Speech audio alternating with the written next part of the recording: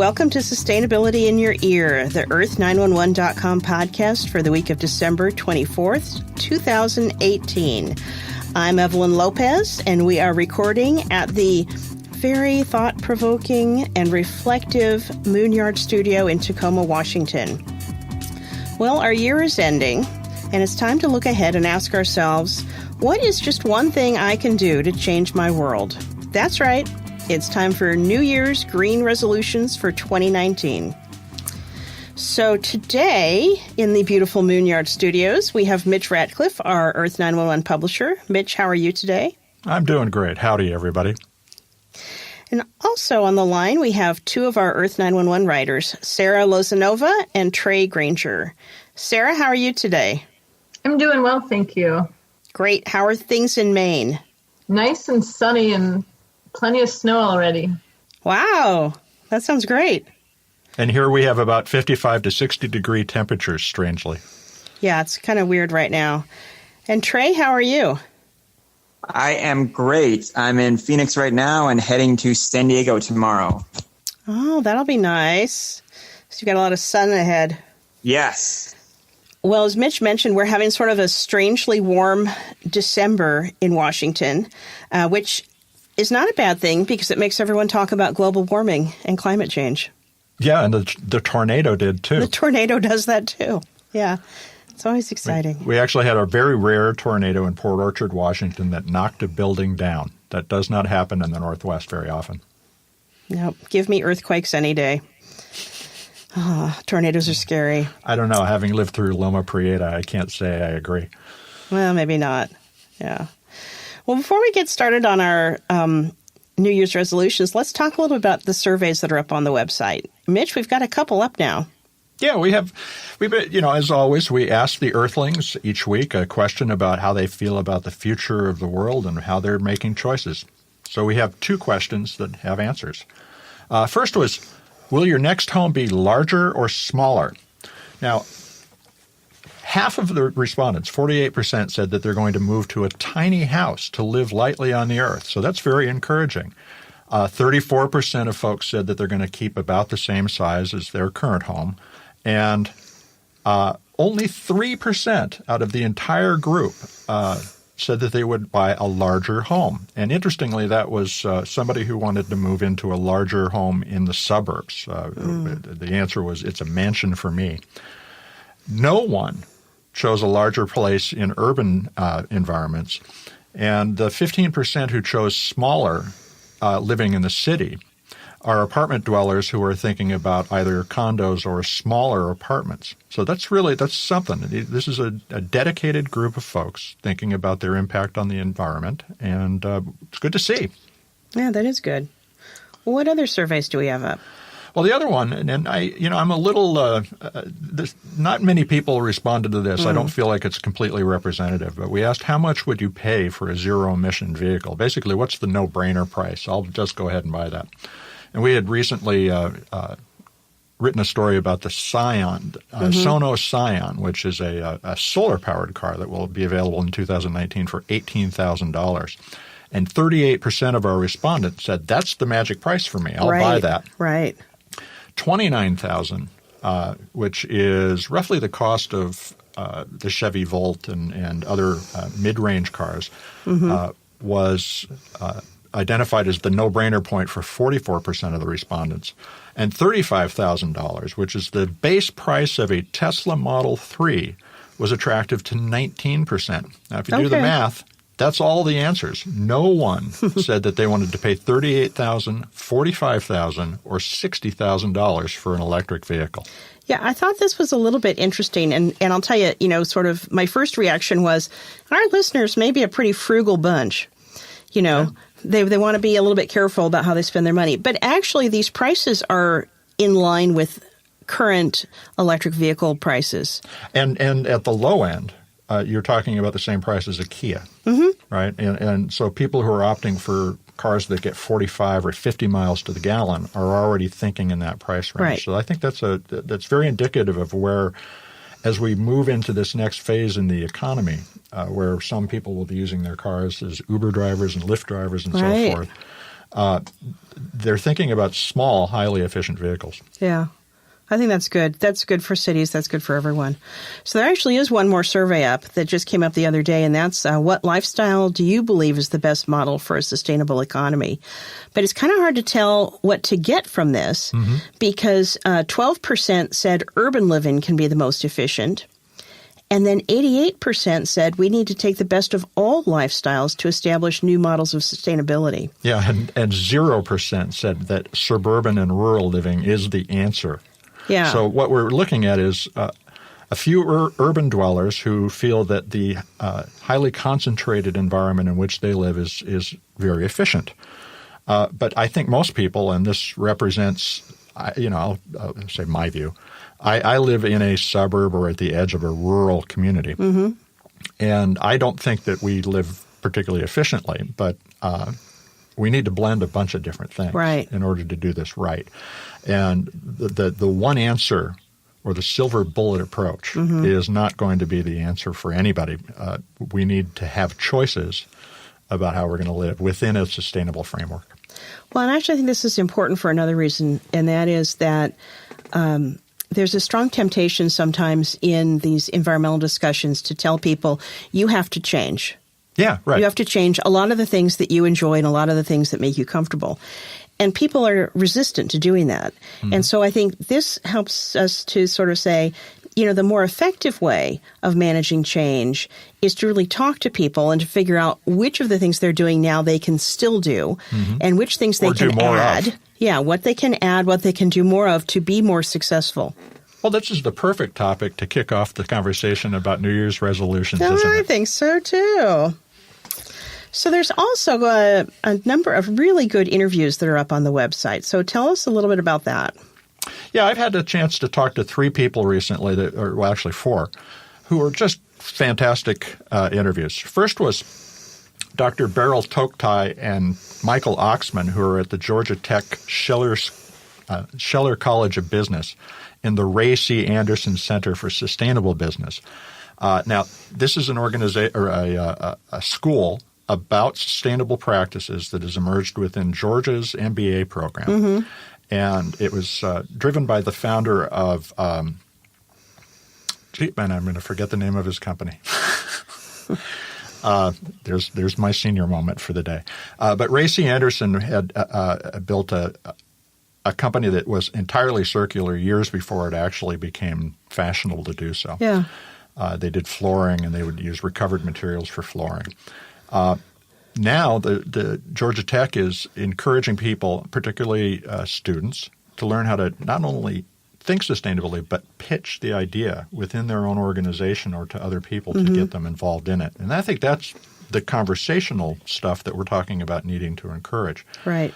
Now, the second interview was with Vikram Agarwal, who is the founder and CEO of a solar comparison shopping service called Energy Sage. And Earth911, by the way, has partnered with Energy Sage to get people more information about solar purchasing decisions. But this is a free service that gives you, just like you would do with Expedia or Home Advisor, you get you tell them what you're interested in, and they come back with a whole bunch of bids and information about how to make a decision between them. And Vikram and I talked about the state of technology today, where we're going in terms of incentives over the next few years. They're falling, so if you want to take advantage of incentives before prices just become so affordable we don't need to subsidize them, right. Now's the time. We're probably 2 to 5 years away from the end of heavy solar subsidies. So there's a lot there that you can learn about, and certainly check out EnergySage.com to find out more. They will let you walk through the whole process. It won't cost you a cent, and you'll have your options in front of you. That's great. And then Dr. Kinnery Webb, who founded Health in Harmony, and that's at healthinharmony.org, is a doctor who went to the Borneo rainforest and recognized that healthcare was one of the main reasons that people who illegally logged in the Borneo rainforest did so. She tells a story about, for instance, a logger who had to cut down, I think it was 53 trees to afford a C-section. Wow. Now, that's 53 huge trees. Right. And what she realized was we need to give people access to better health care, and we need to help them out of illegal logging. So she began doing a trade-in program where you could trade in your chainsaw to be part of a legal logging regime that works and manages the non-protected rainforest. So there's some rainforest being logged still. But the result is that they eliminated 88% of the households that rely on illegal logging, leaving only about 80 households in the rainforest who still poach trees. And what they did at the same time was lower the mortality rate for children under 5 by 90%. So these people are living better. Not only that, they're making 3 times as much money on average now than they did before the program started.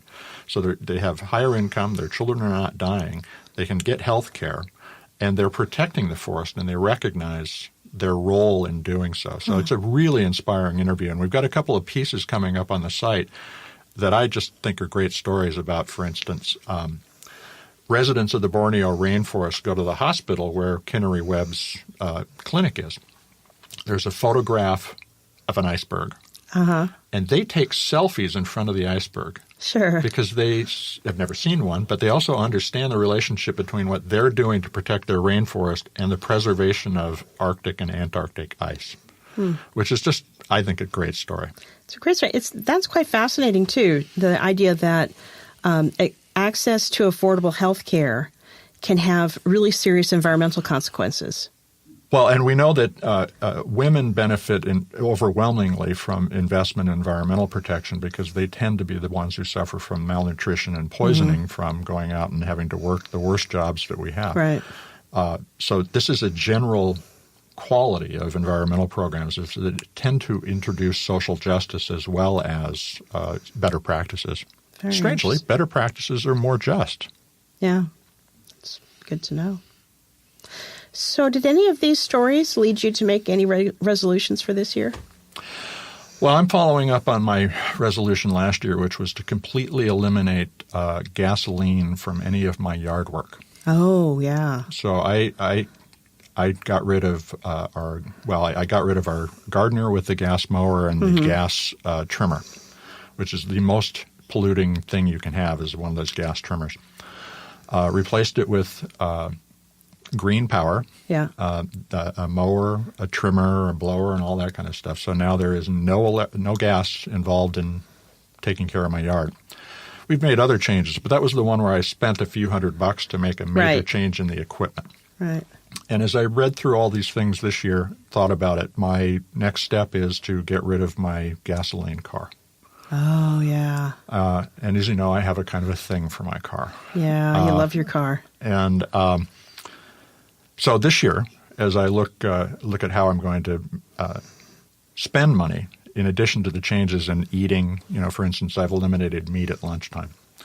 That's my big move for the year is to get to maybe it's a Model 3, maybe it's a BMW i8, but I want something that will be good for the world. Good job. Okay. What other interviews do we have coming up? Anything in the works? Yeah, we have an interesting story. Pantone, which is the color company, people. Yeah. chose a color called Living Coral for the color of the year for 2019. And we've got an interview with the Oceanic Society talking about that selection and the state of coral reefs around the world. So that'll be available just before this show airs. Cool. That's wonderful. Well, moving from that, let's talk a little bit about our New Year's green resolutions for 2019. And the way we're phrasing this is, what is one thing I can do to change my world? So, Trey, would you like to talk about combating climate change, increasing cleaner energy, and lowering emissions? Absolutely.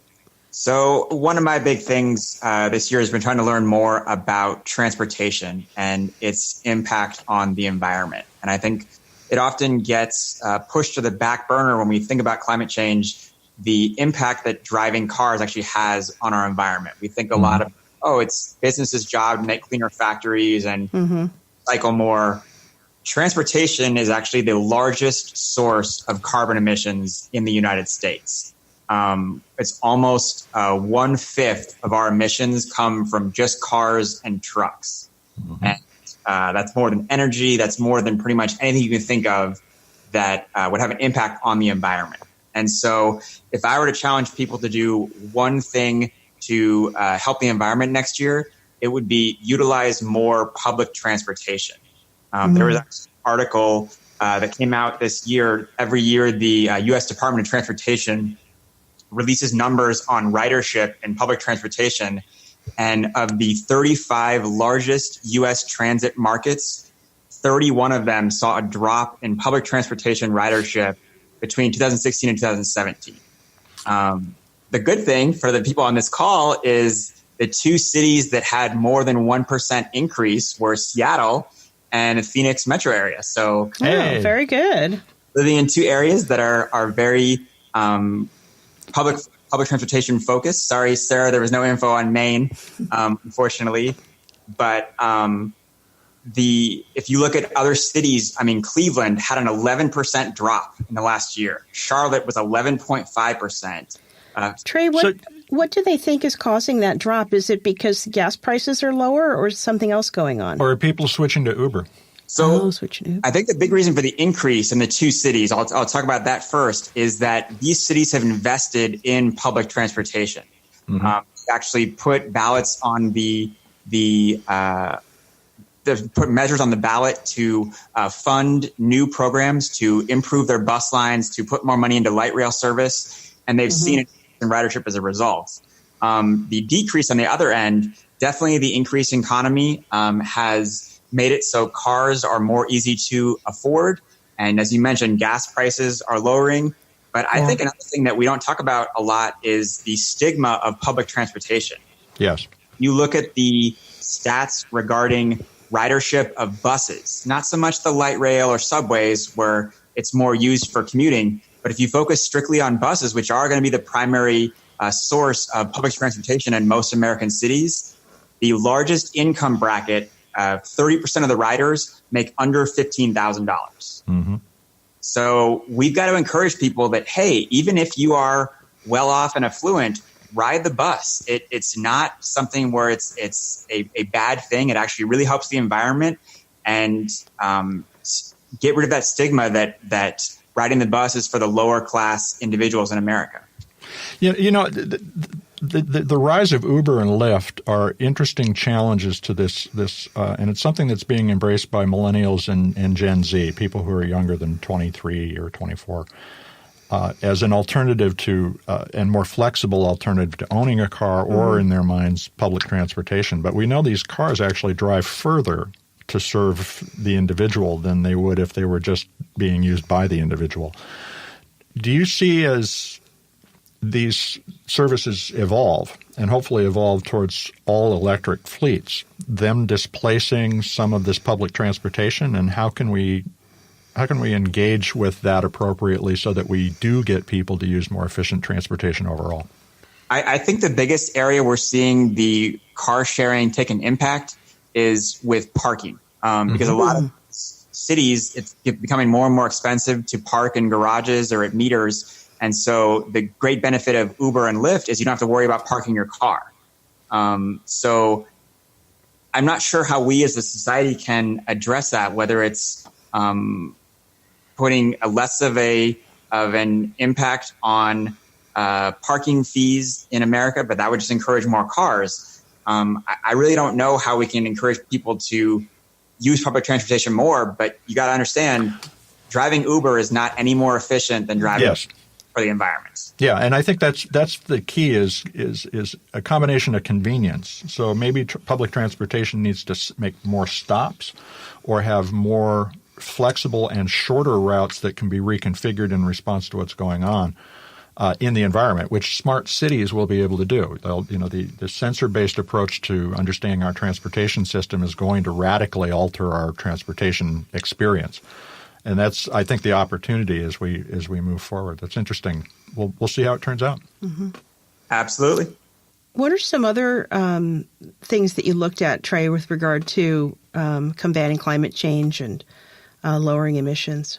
So home energy is definitely a huge one, especially as we're getting into winter months and people start running the heat more and building fires to stay warm. The more that we as a society can use more sustainable practices, wrapping up in a blanket instead of the heat to up to 75 or 80 degrees, the more that we can reduce our use of energy, especially in these high use areas like winter months, is going to be especially crucial for us. Okay, that's good. That's good advice. So what's your green resolution for 2019, Trey? So I am not the biggest reader, and I feel like it's my biggest flaw. I do a lot of reading on the internet, but I don't do a lot of book reading. Mm-hmm. My resolution is I want to read one green book per month. And I've already got my book picked out for January. It's called Sustainability Made Simple. It was published in 2017, and it's just talking about ways that we can change our everyday lives to be more sustainable. It's a good book. I just recently read it on Kindle. We should think about adding some book reports. I think we ought to write a book, but that's another thing. That's a bigger lift.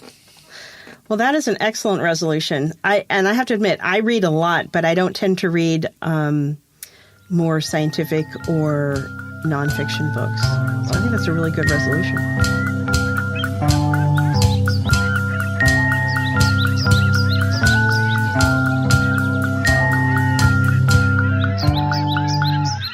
So, Sarah, you were looking at how a person can be a better water steward. What did you come up with? Yeah, because agriculture globally consumes about 70% of our fresh water. The foods that we eat play a huge role in our water footprint. Mm-hmm. And so I was doing some research on the Water Footprint Network, and according to their data, a 6-ounce steak has a water footprint of 674 gallons. A hamburger is pretty comparable. That's true. But then pork, I guess they compared it to 3 ounces of pork, but has a water footprint of 135 gallons. One egg is about 52 gallons. And then a salad would be about 21 gallons. So eating lower on the food chain, and if I am eating animal products, eating things more like eggs, that can have a huge impact on water use. And then another thing, too, is, and this is one of my New Year's resolutions, is if I am eating animal products, to have them be grass-fed animal products, because then they are eating grass instead of corn and soy, which are heavily irrigated products. So they grass-fed. And shipped. Those things are shipped, so they add to their carbon footprint, too. Yeah, absolutely. So just shopping more at my local farmers market for animal products instead of getting them from who knows where, even if they are organic. Mm-hmm. Yeah, I think a lot of people are going to make a resolution about trying to add more vegetarian items into their diet and, drop the animal diet. Or move to less water-intensive and carbon-intensive foods or meats like chicken. Mm. That actually makes a big difference. So you also looked at how to understand the impact of the stuff you use. What did you find?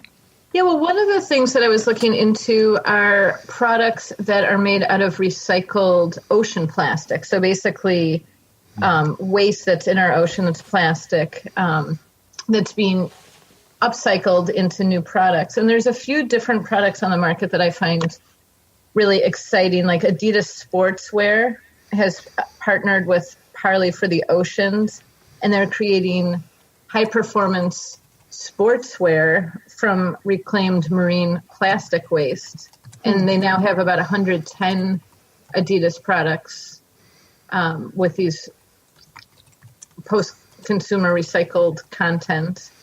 And then also, I don't know if you're familiar with 4Ocean. They are working around the clock 24/7 to clean the oceans, and they have crews that are doing that, and they fund their operations with a $20 bracelet that they sell. And for each bracelet, they say they can remove 1 pound of plastics from the ocean and coastline. So that's another exciting product. Another one that I was pretty impressed by is Method dish and hand soap. And they make a biodegradable hand soap, but it's in a reclaimed plastic bottle. And so they're also really helping to fuel the demand for getting this plastic out of the oceans and off of beaches. And the last product that I explored in this article is the Day Pack by Solgaard. And they are making backpacks out of upcycled ocean waste. And they say that each bag is responsible for removing 5 pounds of ocean waste. And they also, the backpack comes with a stainless steel straw too, so it can be a good way to help prevent future waste. But it looks like a really stylish bag, and so it seems useful, plus also practical for cleaning up the environment. Well, and the fact that you get to use that kind of thing for 4 or 5 or 10 years if you take good care of it means that the plastic is not going to be reused. And so I think that's a great step. You know, I was looking at the same article and thinking about the fact that 4Ocean is really selling a kind of a marker of your support of taking plastic out, but the other 3 are trying to actually just make reclaimed ocean plastic into a normal part of a purchaser's engagement with the product. And that I hope is where we see a lot more in the next year. I would be happy to pay a premium to get something that had been pulled out of the ocean, made into something new, and particularly something that will last a while, like a backpack. Well, and I agree with you, Sarah. I mean, I thought these were really attractive items, and I thought the story was a really good story. Oh, well, thank you. Yeah, I spent about 4 months in a beach town in Ecuador, and I was just horrified by all the plastic waste that would wash up. And I think some of it was coming from the town itself, but I think a lot of it was just washing up from the ocean. You know, I'd be out swimming and something would kind of touch my leg and it would be a plastic bag, or, or there'd be, styrofoam plates floating around. And so it's great to use the capitalistic system to actually fuel demand to help solve a problem. Yeah. People have to be aware, though, and ask for it. Yeah. Well, and speaking of that, Sarah, you have a very recent article up on the website about investing in funds that have either social welfare attributes or environmental attributes. Yeah, exactly. So there's a number of mutual funds that are out there that take social and environmental considerations into account. And so they'll have filters. So, for example, many of these funds don't invest in tobacco, firearms, gambling, pornography, alcohol, things like that. And some funds have a more rigorous standard than others, but many of them will not invest in companies, for example, that have major human rights violations or things like that. Others might look for gender diversity, like having women on boards and upper positions within the company. But now there's more than $12 trillion invested with a socially responsible investment strategy. So this isn't really a niche product anymore. And there's some really large funds that have low expenses and are performing well that people can invest in. And so I profiled 5 of these kind of mainstream funds that are good investment opportunities. That's great. Well, what is your green resolution for 2019, Sarah? Well, speaking of investing, when I was researching this article, I started thinking about impact investment opportunities. And so these are opportunities where people can support positive projects or initiatives. And like examples might be preserving urban farmland or promoting renewable energy development. So I'm interested in just finding out what's going on in Maine, or else investing in a project that's promoting renewable energy development. So I think that's just so important for really dramatically reducing carbon emissions. Yeah, it'd be interesting to see more focus on local or regional investing opportunities. Because investors tend to diversify so much, they look globally for all these opportunities. But I believe people would make more investments in sustainable local ventures.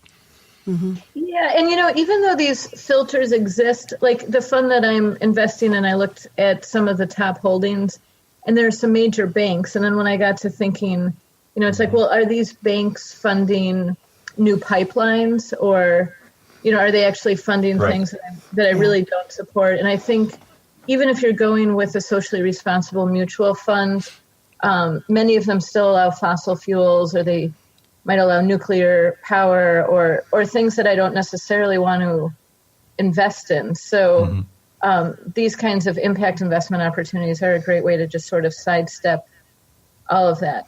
I think that's a really good point. So another area where people might have a resolution is how they can better reduce, reuse, and recycle better. What kind of thoughts did you all have on that?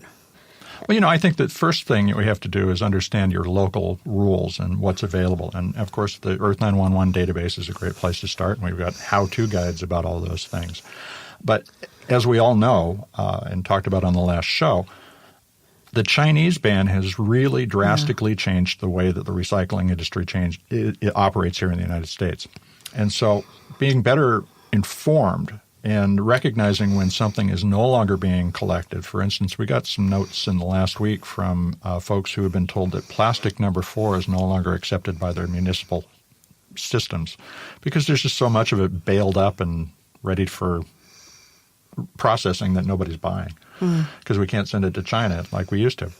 That's the kind of constant environment of change that we have to be aware of. And starting from the grassroots, you're going to start with something that, you have some control over, some influence, and try to keep these things going forward in the right way.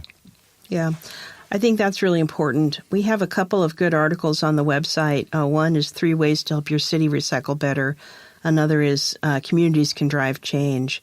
But the takeaway for me is really don't make assumptions about what is, actually do some research, because I have been used to recycling a pretty high volume of stuff, and now I know that not all of it is recyclable.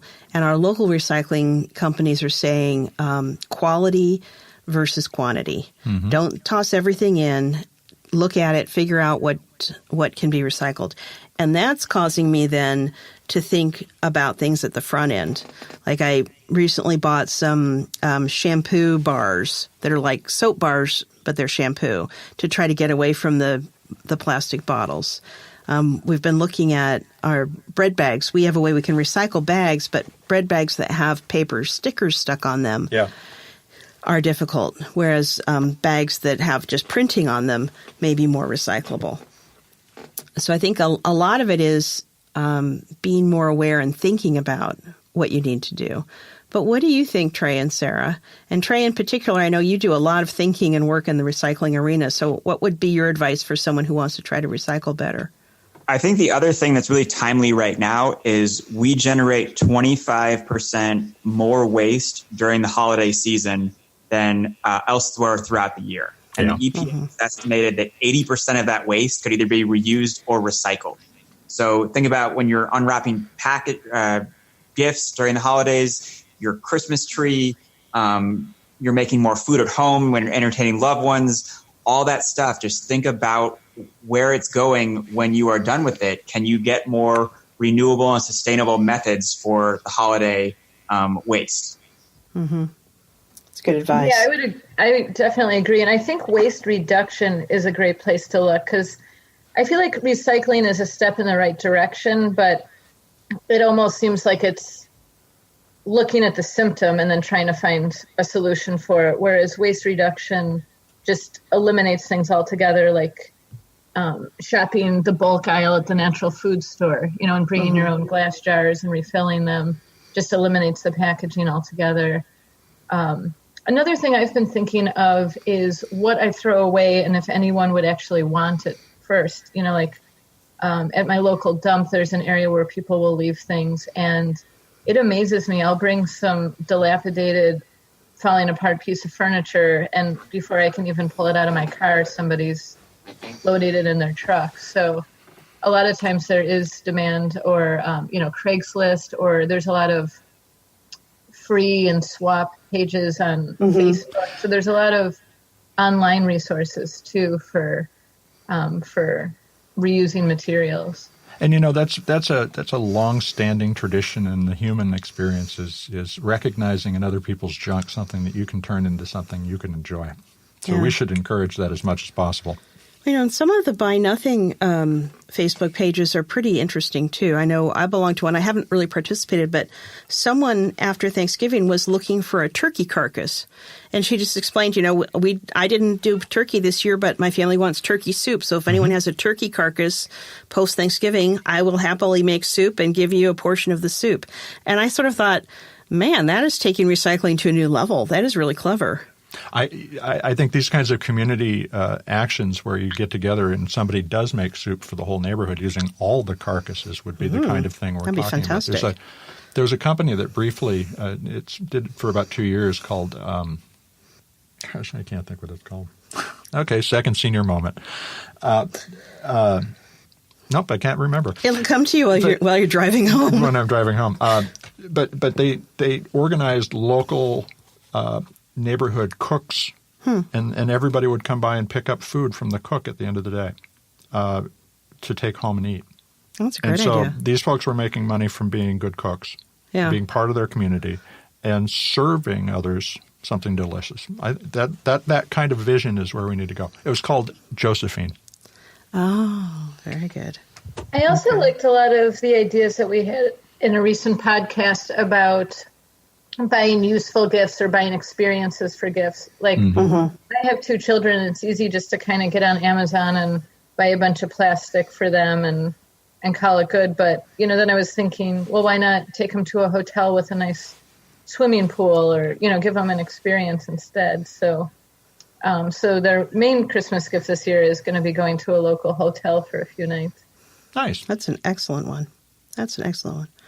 Thing to mention, since it is the end of the year and people are considering donations, a lot of secondhand stores will accept products for donation and still give you that tax write-off. So if you have clothing or electronics or other things in your house that you say, you know what, I'm not going to use this anymore, donate it this time of year, get that nice tax write-off, and everybody wins. And you have a clean closet. It's the win-win-win, right? So the next question I had was, how can I become more involved in my community? And this one I did some research on.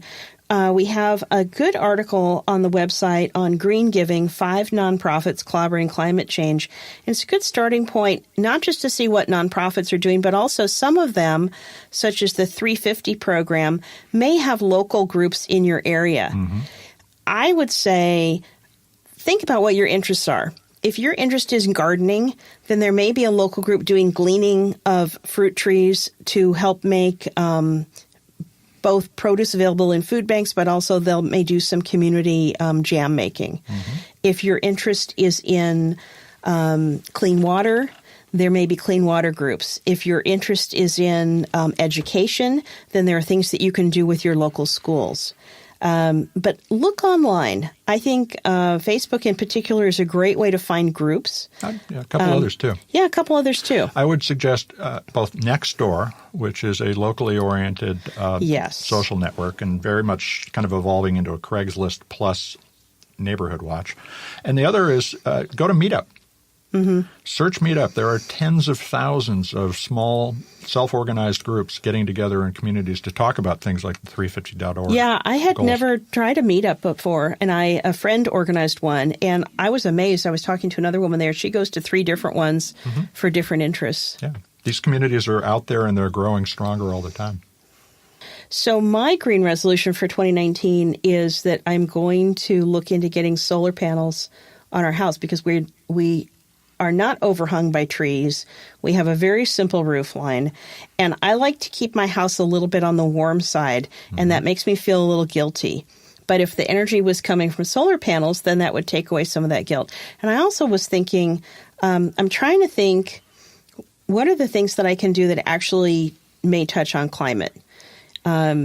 And I think that the solar power is one. The other is adding more vegetarian items into our regular menu and reducing our animal product diet.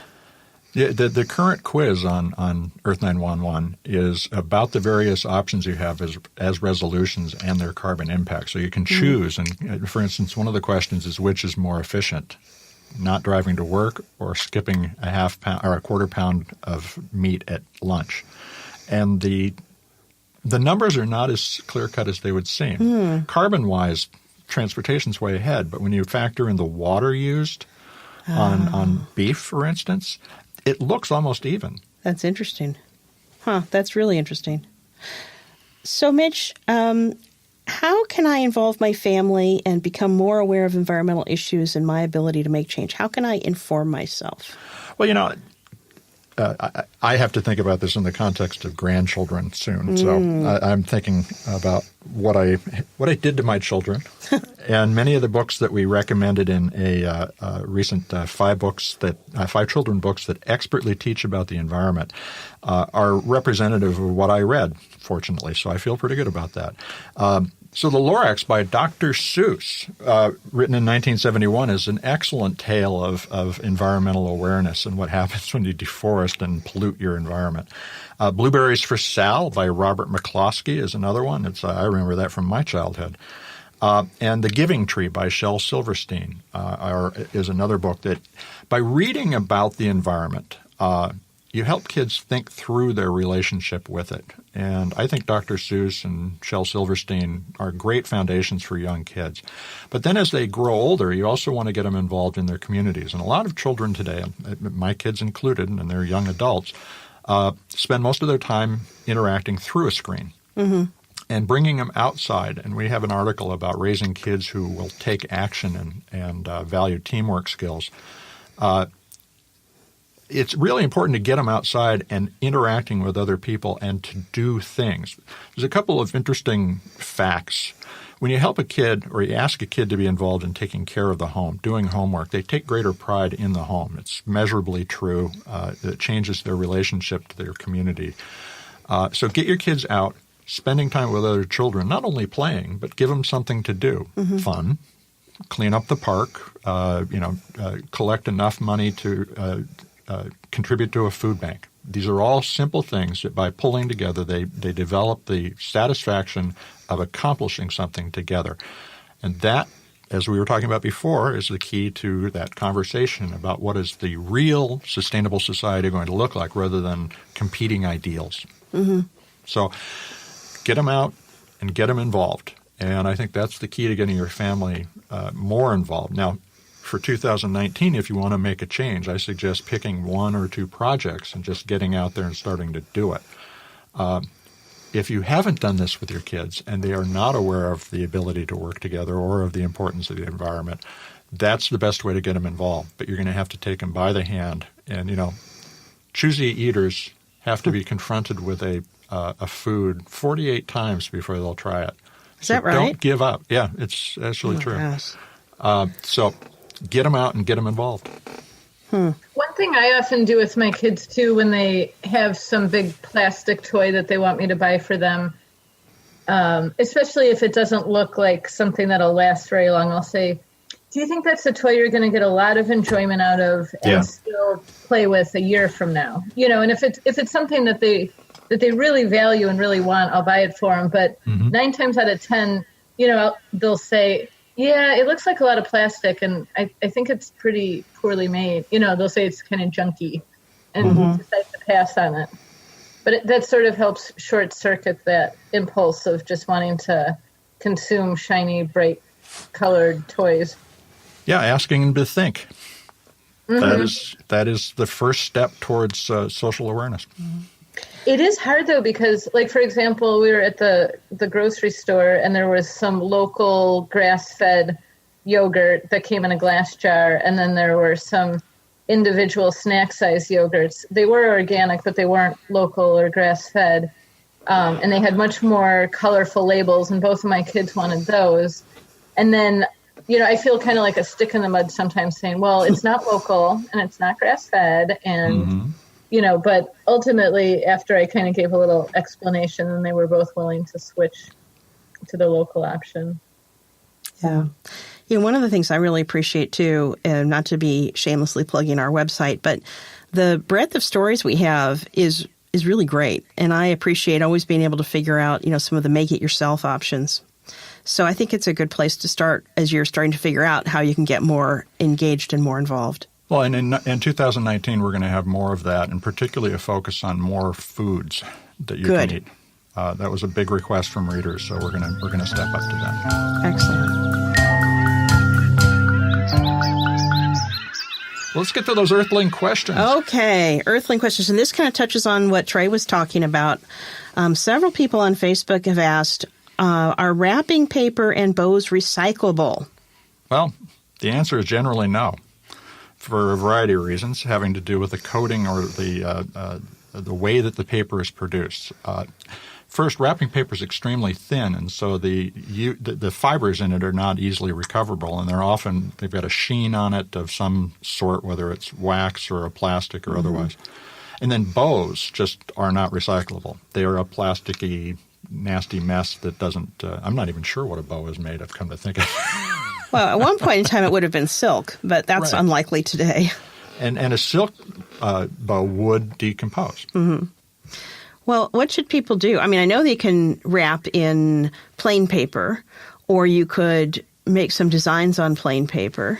Well, we looked at the total number or poundage of produced gift wrapping paper produced in the United States, and it's about 4.6 million pounds. And we believe about half of it ends up in a landfill based on what current recycling rates are. You should just decide not to use it. Mm-hmm. That is the most efficient way to do it. The second, and this has an impact on how much landfill gift wrapping paper there is reuse. Mm-hmm. So if you can get 2 or 3 or 4 years out of it, that's a far lower impact on the environment than if you just threw it away after the first year. But unfortunately, again, you just can't recycle this stuff. It will not be good for the recycling system. Mm. One other suggestion I would make is if you are going to buy it, buy wrapping paper that's made of recycled paper. Mm-hmm. Yes, excellent point. It'll say on the wrapper. Very good. Okay. Well, our second question is Daniel, who was asking on Facebook. He says, "Hi, Earth911. I have many unused discs. What can I do? Please tell me. I am writing from Ethiopia." Well, and again, these are a challenging material. They are recyclable, but you can also reuse them. First and easiest way is to give it to somebody who doesn't have the music or the movie that you have, especially if you've digitized it already. So rip and pass along. Then the second option is to take it and donate to a nonprofit. That's an easy way to get somebody else an evening's entertainment. But we also have a couple of articles on upcycling. So we've seen some beautiful art created, and we have 10 reuse ideas for CDs and DVDs that is a great introduction to the creative use of shiny discs and chips of shiny discs in art. And with regard to the recycling, we do have a recycling guide, how to recycle CD and tapes. And we'll walk you through everything there, including where locally you can search to find a source of recycling. Well, that sounds pretty good. Well, I think that is that for this episode. Enjoy, and for the year. And for the year. So enjoy your holidays. Best wishes for the end of 2018 and the new year ahead, and good luck with all of those green resolutions. You can send us an email at feedback@earth911.com. You can also listen to us on iTunes, SoundCloud, Spreaker, iHeartRadio, YouTube, and, of course, at our earth911.com website. And we will see you next time in 2019. Thanks, everybody. Happy New Year.